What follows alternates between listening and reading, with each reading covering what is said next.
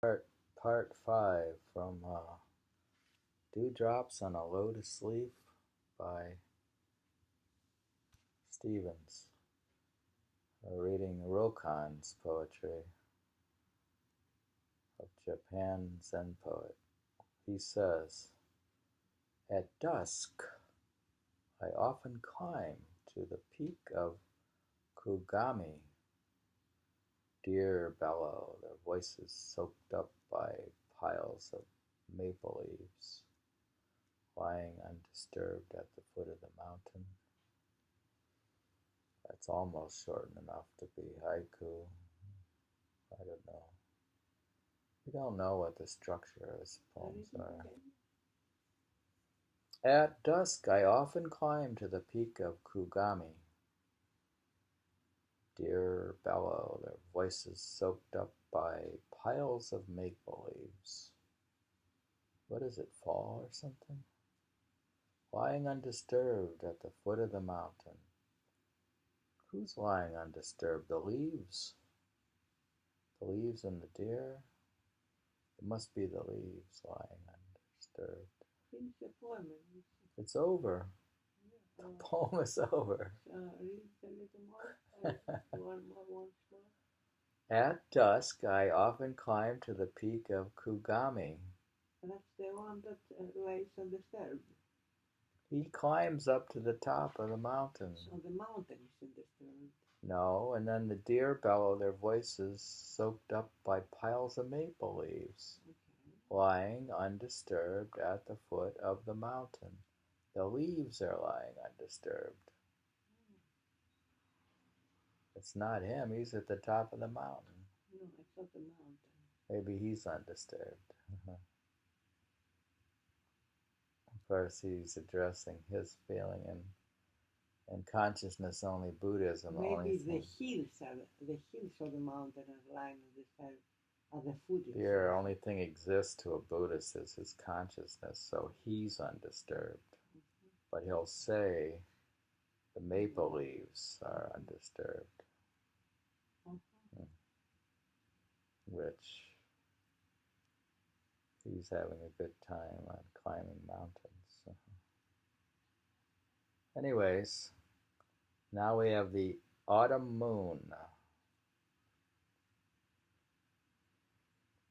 The moon appears in every season, it is true, but surely it's best in fall. Do you think that's true? Remember the harvest moon and all that stuff, where you have two moons? Yeah, it may be true for a moon in fall. In autumn, mountains loom and water runs clear. A brilliant disk floats across the infinite sky, and there is no sense of light and darkness, for everything is permeated with its presence. The boundless sky above, the autumn chill on my face. I take my precious staff and wander about the hills. Not a speck of the world's dust anywhere. I think dust is just symbolic of materialism, but not a speck of the world's dust anywhere. Just the brilliant beams of moonlight. I hope others too are gazing at this moon tonight, and that it's illuminating all kinds of people.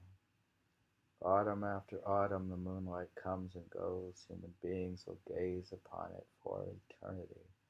The sermons of Buddha, the preaching of Eno, surely occurred under the same kind of moon. I contemplate the moon through the night as the stream settles and white dew descends. Which wayfarer will bask in the moonlight longest? Which wayfarer will bask in the moonlight longest?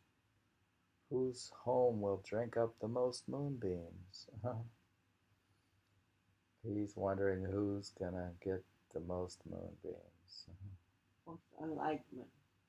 Most enlightenment.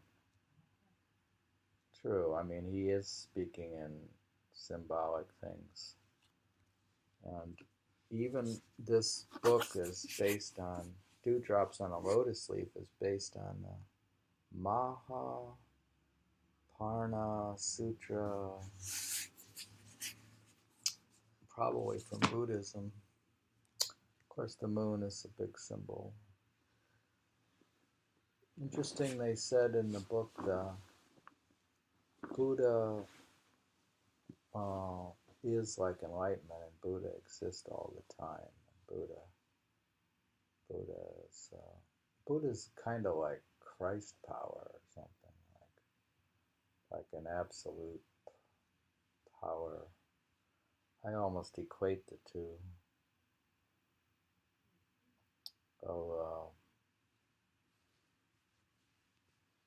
Well, it's like the moon. You see, they say the moon appears, so you think, oh, the Buddha appeared. It's like here's the moon, and it appeared.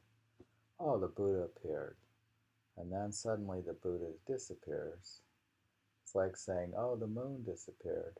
But really the moon just went on the other side of the world, and the moon didn't change. The moon's still circulating around. And they're saying Buddha is like that. We're not gonna teach Buddha now. You want this read again? No. It's long. We go on, and then here's a picture which we don't know where these pictures are drawn from, but it says it has calligraphy and it has Ryokan on the mountain. Okay, but anyways, maybe we'll find his art somewhere. Should we continue? Shut up among the solitary peaks. I sadly contemplate the way you read it, but shut up. Shut up. Shut up among the solitary peaks. Shut up. I sadly contemplate the driving sleet outside. The monkey's cry echoes through the dark hills. A frigid stream murmurs below. And the light by the window looks frozen solid. My inkstone, too, is ice cold. No sleep tonight, I'll write poems, warming the brush with my breath.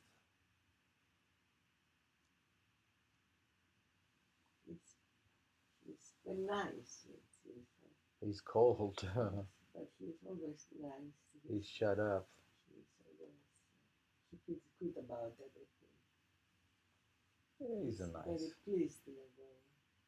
In his way, he's pleased to spend the night at the right for him. You want me to read that again? It's a little cold there. Shut up among the solitary peaks, I sadly contemplate the driving sleet outside. A monkey's cry echoes through the dark hills. A frigid stream murmurs below. And the light by the window looks frozen solid. Ali says the light's frozen solid. So how cold? My inkstone, too, is ice cold. No sleep tonight, I'll write poems, warming the brush with my breath. Interesting the way he has to warm his brush. Something will stay warm, the brush. Yeah. Ryokan is a famous poet and calligrapher of Japan, born 1758. Don't have my notes here. But we continue. On a bitterly cold November night, the snow fell thick and fast, first like hard grains of salt, then more like soft willow buds. The flakes settled quietly on the bamboo and piled up pleasingly on the pine branches. Rather than turning to old texts, the darkness makes me feel like composing my own verse.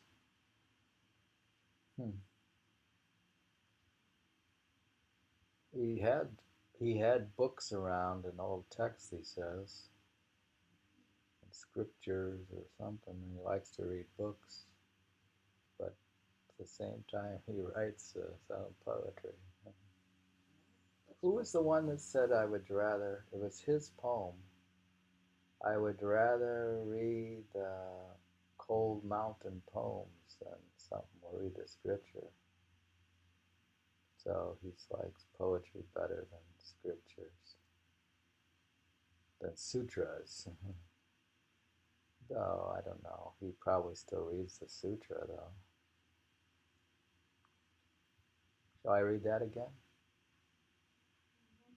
No? We continue. This world, a fading mountain echo, void and unreal. Within a slight snow, 3,000 realms within those realms, light snow falls. As the snow engulfs my hut at dusk, my heart too is completely consumed.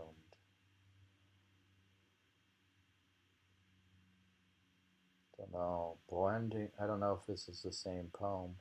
Blending with the wind, snow falls, blending with the snow, the wind blows. By the hearth I stretch out my legs, idling my time away, confined in this hut, counting the days. I find that November too has come and gone like a dream. So it is December now. I'm going to continue, I guess. An easterly wind brought needed rain that poured over the thatched roof all night, while this hermit dozed peacefully, troubled by the floating world's agitation. Green mountains bathe in the sunrise. Spring birds twitter in the branches. Twitter. Aimlessly I stroll out the gate. Rivulets flow towards the distant villages. Lovely flowers decorate the slopes. I spot an old farmer leading an ox and a youngster carrying a hoe. Human beings must work in all seasons, sunrise to sunset. I'm the only one with nothing to do, sticking close to my native place. My goodness. Everyone else is working, and he says he has nothing to do. Yeah, poetry is not work.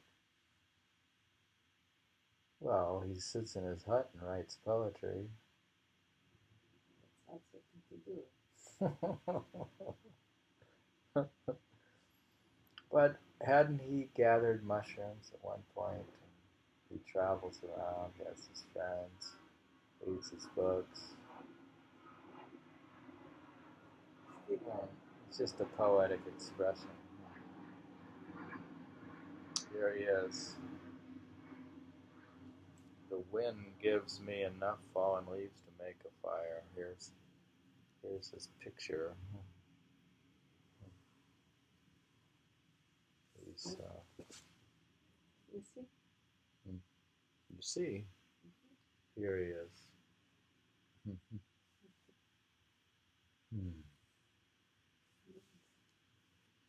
I learned how to put this thing up here so I can see it. Ryokan is part 5, Ryokan is a poet and a calligrapher of some renown from Japan.